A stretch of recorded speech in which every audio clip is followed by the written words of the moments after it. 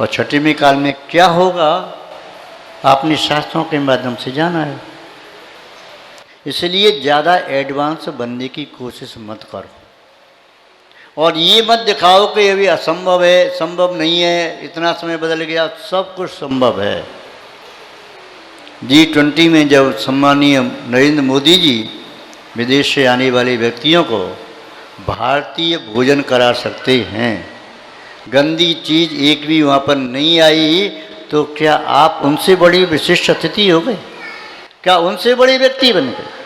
अमिताभ बच्चन अपने पुत्र की शादी या पुत्री की शादी में बिठाल करके सबको सम्मान सहित भोजन करा सकते हैं, तो क्या आप उनसे भी ज़्यादा आगे पहुँच गए? ये सब आपका भ्रम है। जब भ्रम टूटेगा उस समय आपके पास संभलने के लिए समय नहीं बचेगा। महानुभाव, समय रहते हुए जाग जाओ, अपनी आचरण को सुधारो, अपनी खान पान को सुधारो। खान पान बदलता है तो खानदान बदल जाता है। खान पान अशुद्ध हुआ तो खानदान अशुद्ध हो गया। जिसकी रोटी अशुद्ध हो गई उसकी बेटी शुद्ध रह नहीं सकती। जीवन में थोड़ा संयम लाना प्रारंभ करो। सभी साधु संत, किसी भी संत जो आमनाय के परंपरा के पंथ के हों, सभी एक बात पर जोर देते हैं, पहले खान पान को शुद्ध करो। जैन वाङ्मय का सबसे पहला अंग है आचारांग। आचरण शुद्ध हो गया तो आपकी आत्मा शुद्ध हो सकती है। आचरण शुद्ध नहीं हुआ तो आत्मा को, मन को कभी शुद्ध कर नहीं सकते। खान पान शुद्ध नहीं हुआ तो शरीर भी शुद्ध नहीं हो सकता। ये अशुद्ध हो जाएगा, रोगी हो जाएगा, और रोगी तन में स्वस्थ मन कभी स्थिर नहीं रहता। तन रोगी होगा तो मन भी रोगी हो जाएगा। तन रोगी होगा तो वचन भी आपके अस्पष्ट, संक्लेशकारक, कलहकारक, क्रोध मान माया लोग को उत्पन्न करने वाली होंगी। अतः अपने खान पान को सुधारो। पहले खान पान शुद्ध होता था, चाहे घर में कुछ नहीं है, दाल रोटी सब्जी बनी है पर शुद्ध बनी थी। और पहले ऐसा था कि कोई मुनि महाराज जंगल से मुद्दा लेकर के आ गए तो किसी भी घर जाकर के प्रगान हो जाता था। और शुद्ध भोजन बनाने के लिए आपको तैयारियां करनी पड़ती हैं, और शुद्ध भोजन बनाने के लिए अड़ोसी पड़ोसियों को बुलाना पड़ता है। आप स्वयं नहीं बना पाते। कई परिवार में तो ऐसा भी हो सकता है, यही नहीं मालूम पानी कैसे छाना जाता है, प्राशुद्ध कैसे करें, क्या चीज़ कैसे करना है। तो ये बहुत गिरावट आ रही है। ये गिरावट मुस्कुराहट का कारण नहीं है, ये गिरावट जीवन की कड़वाहट का कारण है।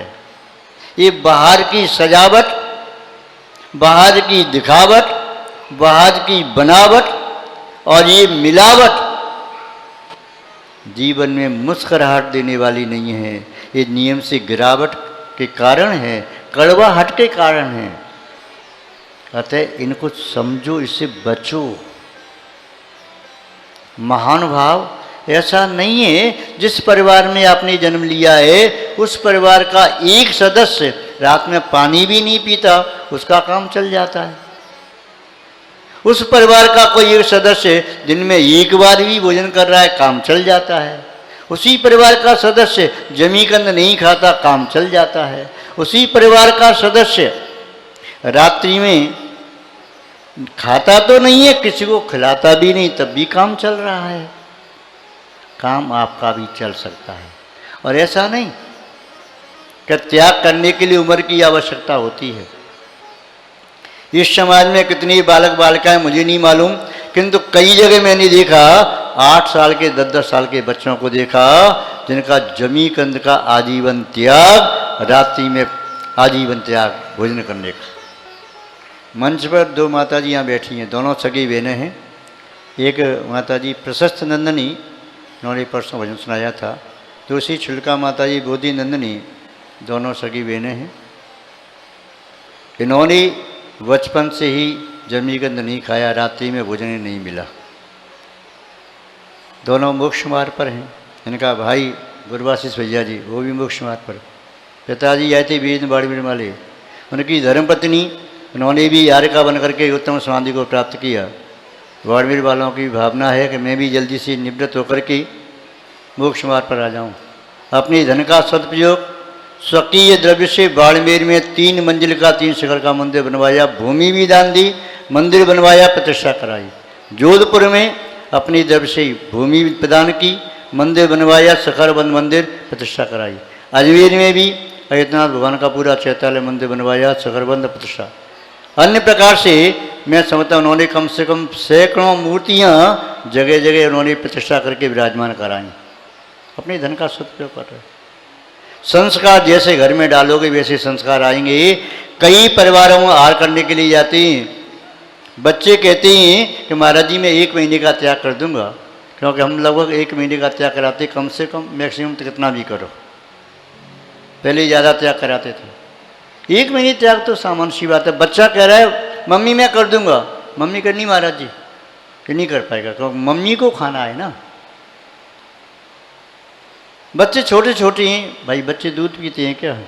नहीं नहीं, ऐसे तो नहीं, 11वीं 12वीं पढ़ रहा है, बच्चे छोटे हैं, मम्मी नहीं छोड़ना चाहती। और जिस घर में माँ के संस्कार अच्छे नहीं है, लाख जतन कर लेना उस घर के संस्कार कभी सुधर नहीं सकते। माँ चाहे तो उस घर को स्वर्ग बना सकती है, माँ चाहे तो उस घर को नरक बना सकती है। यदि माँ में संस्कार हैं तो हमने कई परिवारों में देखा है, उस माँ ने अपने बच्चों में, छोटे छोटे बच्चों में संस्कार अच्छे दिए, मंदिर जाने के संस्कार, रात्रि भोजन का त्याग करा दिया, जमी गंध का त्याग करा दिया, अन्य गंदी वस्तुओं का तो नाम लेना भी पाप। बेटा ऐसे नाम नहीं लेते, ये गंदी वस्तुएं होती हैं, ऐसे संस्कार दिए। और जिस परिवार में यदि माता बहनें यदि फैशन में डूब रही हों, शौक ही उनकी ज़िंदगी का उद्देश्य हो, उन्हें धन पर कौन लगा सकता है? महानुभाव, पुरुष का पुरुषार्थ घर में नारी के पुरुषार्थ से आधा रह जाता है, बाहर पुरुष का पुरुषार्थ पूरा रहता है। यदि पुरुष घर को सुधारना चाहे तो उसका दम्भ है, वह शक नहीं कि सुधार ही दे। ज़्यादा पुरुष ने नियंत्रण किया, पत्नी कहती है मैं तो जा रही घर छोड़ करके, तुम संभालो घर को। ज़्यादा हुआ तो घर में झगड़ा, मैं तो तलाक लेती हूँ। आज ये तलाक शब्द सुनने में आने लगा, पहले ये शब्द कभी सुनने में नहीं आते। महानुभाव, इससे सिद्ध हो रहा है कि डे बाई डे हमारा आचरण कितना गिर रहा है। हम अपनी संस्कृति का क्या खिस्तीकरण कर रही हैं, आमूल चूल जड़ उखाड़ करके फेंक रही हैं, ये सब सुखद संकेत नहीं है। अतः सबसे पहले आचरण को सुधारना बहुत आवश्यक है। इस कली काल में जिस व्यक्ति ने अवश्य का त्याग कर दिया, महाभारत का व्यास जी ने लिखा है, वह पंचम काल का दुष्मा काल का साधु है, जो इस पंचम काल में अवश्य का सेवन नहीं करता। वहाँ लिखा चत्वारि द्वार नरकाणी प्रथमम रात्रि भोजनम पर नारी गमन शैव संधानानंत कायकई। वहाँ पर नरक के 4 द्वारों में पहला द्वार रात्रि भोजन कहा, पर स्त्री गमन नरक का द्वार कहा, संधान आचार आदि को नरक का द्वार कहा, अनंत कायिक जमीकरण आदि को नरक का द्वार कहा। यदि जो व्यक्ति इनका त्याग कर देता है, मध्यमांस मधु आदि का त्याग करता है, इन सबका त्याग करता है, तो कहा को वह पंचम काल में साधु जैसा है। महानुभाव, किंतु इस पंचम काल में असंभव कुछ भी नहीं है। यदि मंच पर ये साधु और साध्वी आप देख रहे हैं, ये साधु और साध्वी भी आपके बीच में से निकल करके आए। इनका भी अतीत हो सकता है आप जैसा ही रहा हो, आपसे बदतर भी हो सकता है, अच्छा भी हो सकता है, किंतु पुरुषार्थ किया और वहाँ से चढ़ करके यहाँ तक आ गए। चढ़ करके आप भी आते हो, कभी पाद प्रक्षालन करने के लिए, कभी श्वास मेंट करने के लिए, किंतु फिर नीचे उतर जाते हो, यहाँ बैठते नहीं हो। यदि भावना भालो, संकल्प कर लो, मुझे ऐसी पात्रता अपने अंदर पैदा करनी है कि नीचे उतरने का काम नहीं, ऊपर ही बैठना है। क्यों? ऊपर बैठना हमारा स्वभाव है। सिद्ध परमात्मा ऊपर ही विराजते, नीचे नहीं विराजते। महानुभाव, अपनी आचरण को शुद्ध करना है।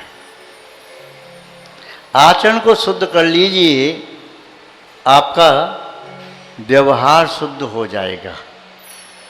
आचरण को शुद्ध कर लीजिए, आपका विचार शुद्ध हो जाएगा। आचरण को शुद्ध कर लीजिए, आपके जीवन का आधार शुद्ध हो जाएगा।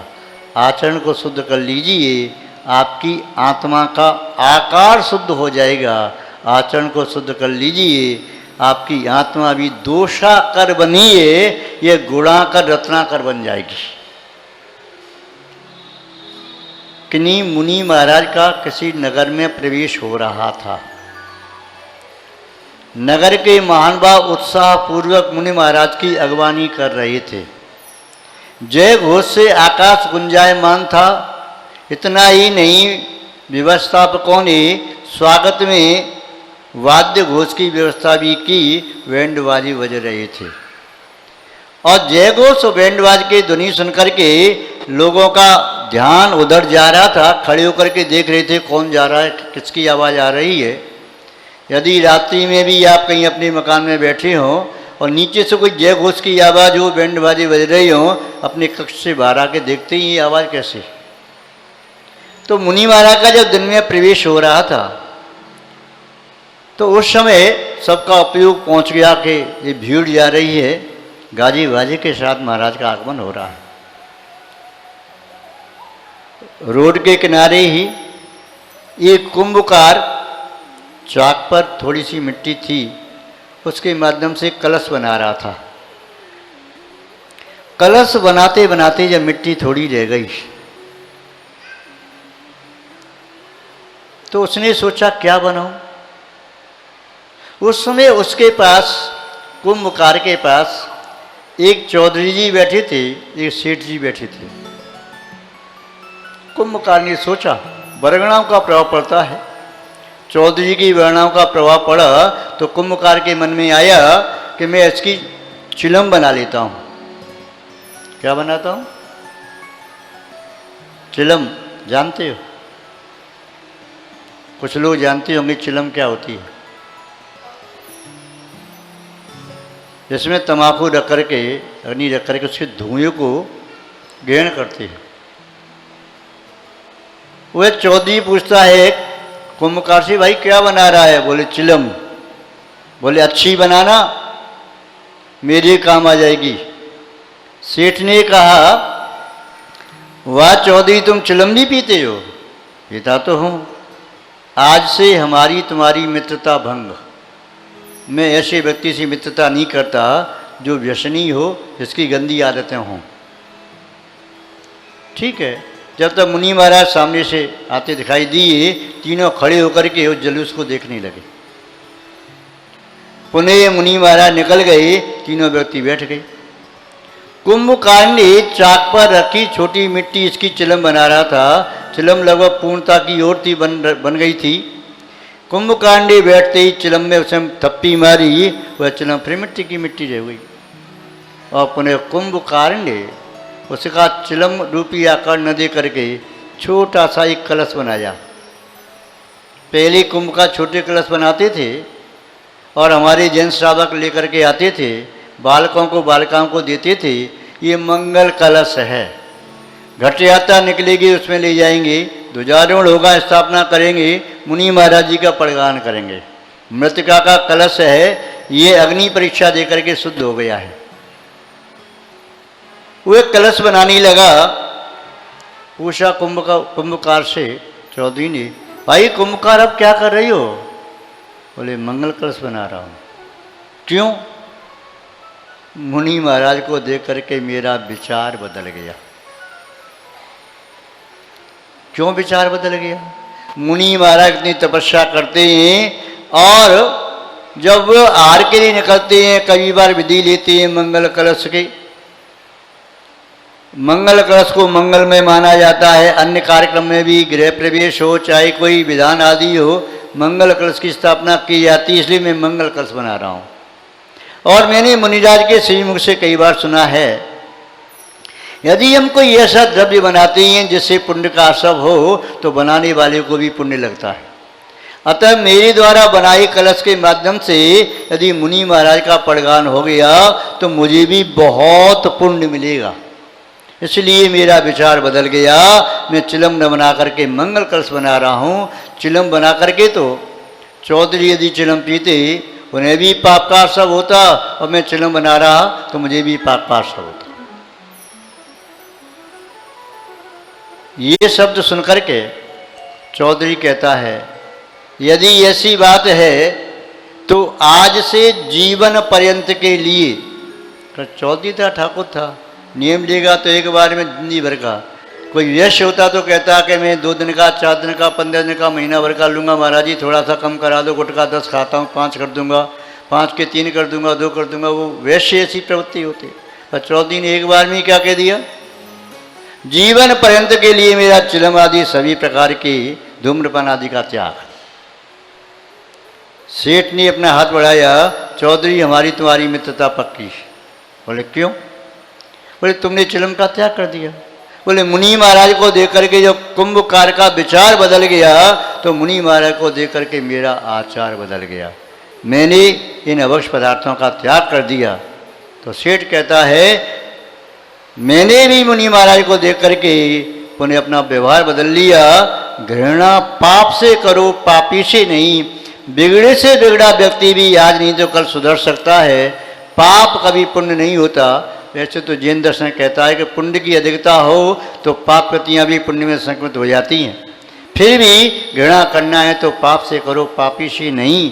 अतः मैंने तुमसे पुनः मित्रता का हाथ आगे बढ़ाया है, तुमसे पुनः मित्रता करता हूँ।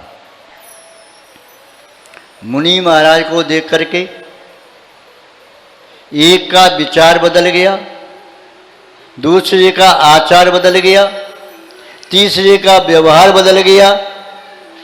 तभी मानो मिट्टी मौन भाषा में कह रही हो, अरे भाई कुंभ का तेरा विचार बदला तो कुछ नहीं बदला। अरे चौधरी जी यदि आपका आचार बदला तो कुछ नहीं बदला। वाह सेठ जी आपका व्यवहार बदला तो कुछ नहीं बदला। अरे मुझे देखो, मेरा तो आकार बदल गया। कहाँ चिलम बन रही थी, कहाँ मंगल कलश बनने जा रही है। मेरा तो आधार बन गया। कहाँ मैं किसी के होंठों के बीच में रहती, झूठी होती रहती, अब मैं मंगल कलश बन करके सबसे ऊपर जैसे सिद्धालय में विराजमान हो रही हूँ, सिर पर विराजमान रहूंगी और परमेश्वरी का पड़गान करूंगी। मंगल कलश मालने पर रखे जाएंगे, वेदी पर रखे जाएंगे। वेदी की, मंदिर की, शिखर की शुद्धि मंगल कलश से ही होती है। मैं मंगल कलश बनने जा रही हूँ। मुनि महाराज के निमित्त से मेरा तो पूरा जीवन ही बदल गया। महान भाव, ये सभी बदले हुए जीवन आपको दिखाई दे रही है मंच पर। इन सभी ने भी कभी न कभी मुनि महाराज की संगति की, उनके दर्शन किए, प्रवचन सुने और इनका जीवन बदल गया।